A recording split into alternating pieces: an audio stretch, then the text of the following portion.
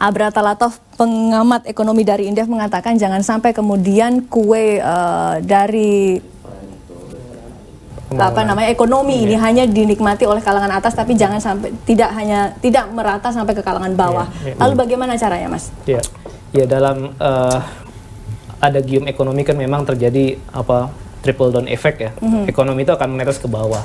Yaitu tapi netesnya banyak apa enggak ke bawah itu kan masalahnya. Dengan syarat tadi terjadi industrialisasi, sektor pertanian, sektor formal meningkat ya. Kemudian juga terjadi penyerapan tenaga kerja yang signifikan. Nah, untuk mengarahkan ekonomi kita ke sana memang tadi lagi-lagi pembangunan infrastruktur yang masif tadi memang harus diarahkan semuanya untuk menggerakkan ekonomi dalam negeri domestik. Nah, persoalannya tadi fisik didorong, non fisiknya tidak terjadi. Nah, ini saya kasih contoh. Indef saat ini sedang melakukan riset tentang investasi. Banyak keluhan-keluhan dari pengusaha. Salah satu ini contoh kebijakan ekstrim tadi. Jadi pabrik yang sudah beroperasi puluhan tahun tiba-tiba tidak bisa beroperasi lagi atau dihambat karena ada perubahan kebijakan di daerah.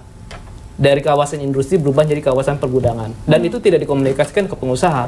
Jadi ketika pengusaha ini ingin melakukan perpanjangan izin, dia baru tahu kalau ini kawasannya sudah berubah. Nah, itu kebijakan-kebijakan ekstrim yang memang dalam hal komunikasi itu tidak baik ke pengusaha. Jadi masih banyak sepertinya hambatan-hambatan dari sisi regulasi, terutama di daerah dan juga dari sisi SDM. Tadi dikatakan, misalkan contoh penggunaan II tadi ya, misalkan contoh pajak Evin. Arahnya adalah online semua, tapi kenyataannya tetap mereka harus datang ke kantor juga untuk mendaftarkan. Jadi memang masih ada kontradiksi. Oke, baik. Bang Eriko, ini segmen terakhir saya ingin bertanya gini. Banyak orang yang mengatakan ini jangan-jangan pembangunan infrastruktur adalah agar Jokowi mulus untuk periode kedua. Jadi niatnya ini bukan tulus untuk membangun Indonesia. Apa tanggapan Anda? Tadi sudah dijawab Mas Abra sama Pak bahwa memang Pak Firdaus Ali bahwa ini kan sebenarnya kalau mau mencari popularitas kita bangun di Jawa saja yang penduduknya jauh lebih besar. Tapi bagaimana menyeimbangkan, bagaimana Pak Jokowi membangun infrastruktur di pulau yang terdepan, apa dari segi manfaat ekonominya, tetapi bahwa ada daerah perbatasan dan lain sebagainya, dirasakan oleh masyarakat kita bahwa pemerintah itu hadir di mana saja. Nah, kalau tadi terkait kepada perekonomian ke depan, memang ini kan sekarang sedang masa yang penataan. Contoh ini kita sudah memberikan masukan mengenai UMKM, ya bagaimana adanya KUR, bagaimana adanya LPDB, lembaga penjaminan dana bergulir. Nah, ini yang bisa dirasakan oleh masyarakat kecil. Bagaimana kita bisa memberikan juga way out. Begini loh Mas Abra, ini Indef harusnya memberikan masukan sekaligus memberikan kritikan sekaligus masukan way out-nya seperti apa. Contoh di DKI ini banyak pengusaha-pengusaha kecil Mas Abra yang Mas Abra juga harus lihat. Mereka tidak punya tempat, Mbak. Mereka mau menyewa tempat juga sangat terbatas. Harganya mahal juga. Nah, mereka di rumah terkait AMDAL. Ya, betul. Coba kasih way out.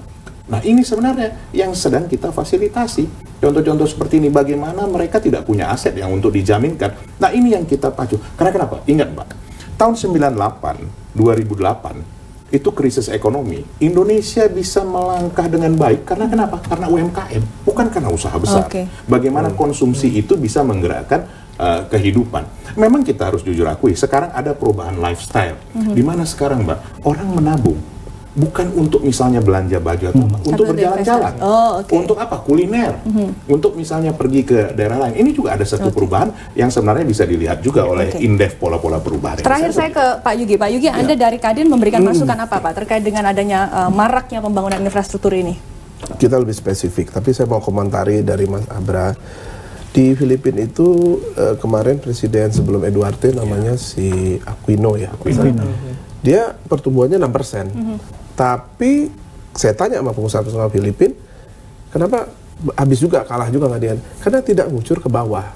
Nah, ini masukan saya kepada pemerintah, pertumbuhan tinggi. Jadi kuenya hanya dinikmati yang atas saja? Iya, tapi akhirnya rakyat nggak menikmati, akhirnya dia ganti ke presiden baru. Nah, kita bicara yang konkret. Saya karena kebetulan di Maritim, sering komunikasi dengan Pak Luhut, yang lebih cepat recover adalah marine tourism, Pak, dan fisheries. Kenapa?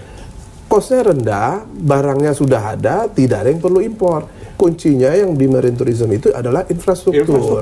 Kalau tidak ada kapal ke sana, ke Raja Ampat, ke Labuan Bajo dan mahal, sedikit Pak. Yang kedua, fisheries itu bukan penangkapan ikan, budidaya. Budidaya itu di bawah 1% budidaya laut, kerapu, bawal. Padahal di semua pinggir laut di kita bisa semua. Kalau ada kemudahan pembiayaan dan infrastruktur langsung ambil di situ, ada prosesnya, saya rasa lebih cepat recovernya. Itu konkret.